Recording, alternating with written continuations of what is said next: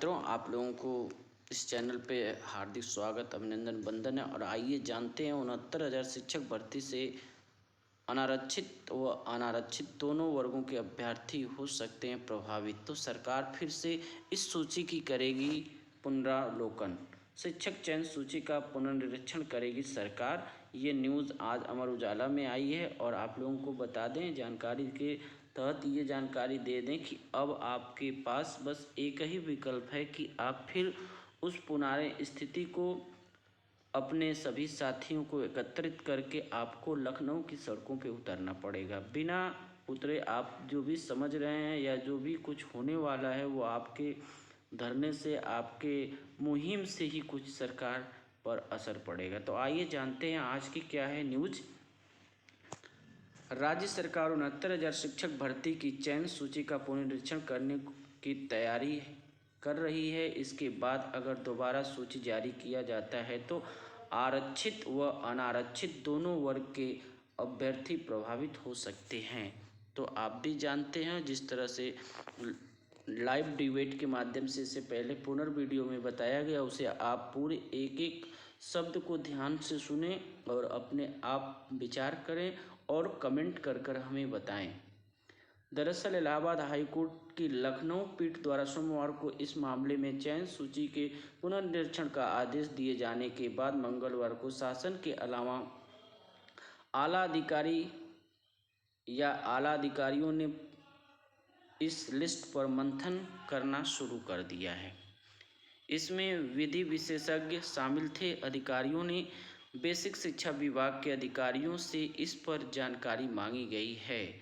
जानकारी के मुताबिक सरकार पहले चयन सूची का पुनर्निरीक्षण करेगी। सरकार पुनर्निरीक्षण में मिले तथ्यों के आधार पर आगे का निर्णय लेगी। प्रथम दृष्टया जो भी निकल कर सामने आया है उसके मुताबिक सूची के पुनर्निरीक्षण का अवसर दोनों वर्गों के 50-50% या 50-50 अभ्यर्थियों पर पड़ेगा।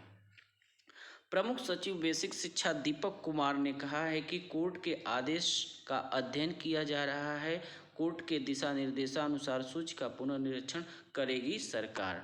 तो अब ये संज्ञान मुख्यमंत्री जी के पास जा चुका है। उनकी पूरी टीम या उनके पूरे आला अधिकारी इस लिस्ट पर, इस मैटर पर पुनः विचार कर नया संशोधित लिस्ट देंगे। लेकिन उससे पहले आगे क्या है आगे जानते हैं, आगे आपको दिखाते हैं क्या होगा आगे।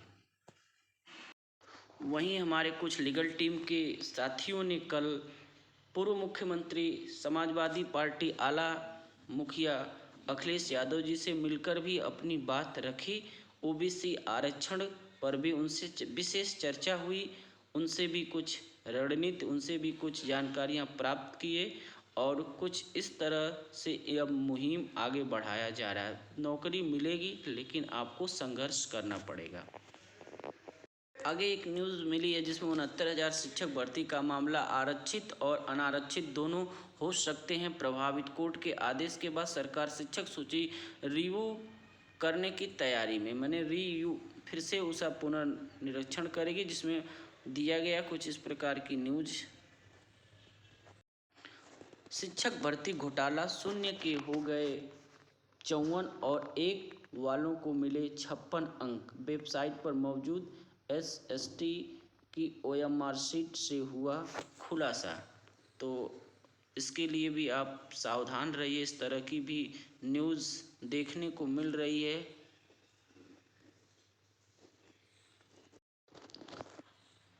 आरक्षित वर्ग के अभ्यर्थी शिक्षा मंत्री के आवास का करेंगे घेराव।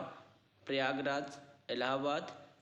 69,000 शिक्षक भर्ती के मामले के अभ्यर्थी आज लखनऊ बेंच की तरफ से दिए गए फैसले का आरक्षित वर्ग के अभ्यर्थियों ने विरोध किया। कहा है कि कोर्ट का फैसला आरक्षित वर्ग के अभ्यर्थियों के गले नहीं उतर रहा है। उनका कहना है कि हाई कोर्ट का फैसला बेसिक शिक्षा नियमावली के विरुद्ध है और भर्ती प्रक्रिया को पूर्ण करने की बजाय उलझा दिया गया है।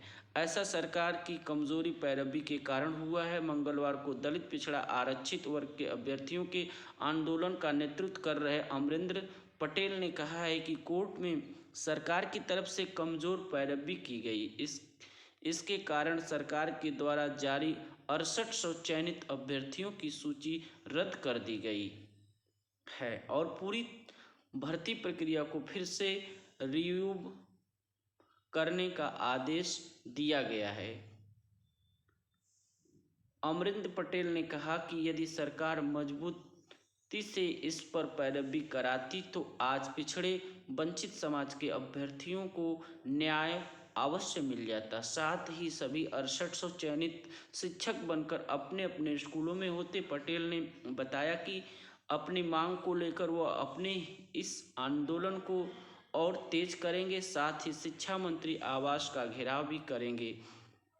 पटेल ने कहा कि सरकार अपनी मंशा स्पष्ट करे कि वह दलित, पिछड़े व वंचित वर्ग के असंवैधानिक आरक्षण को देते हुए अभ्यर्थियों को न्याय देना चाहती है या नहीं। अमरिंदर ने कहा कि हम शिक्षा मंत्री और सरकार के आला अधिकारियों पर दबाव बनाएंगे कि वह मामले को डबल बेंच में ले जाकर आरक्षण की नियमावली का सही पालन कराएं।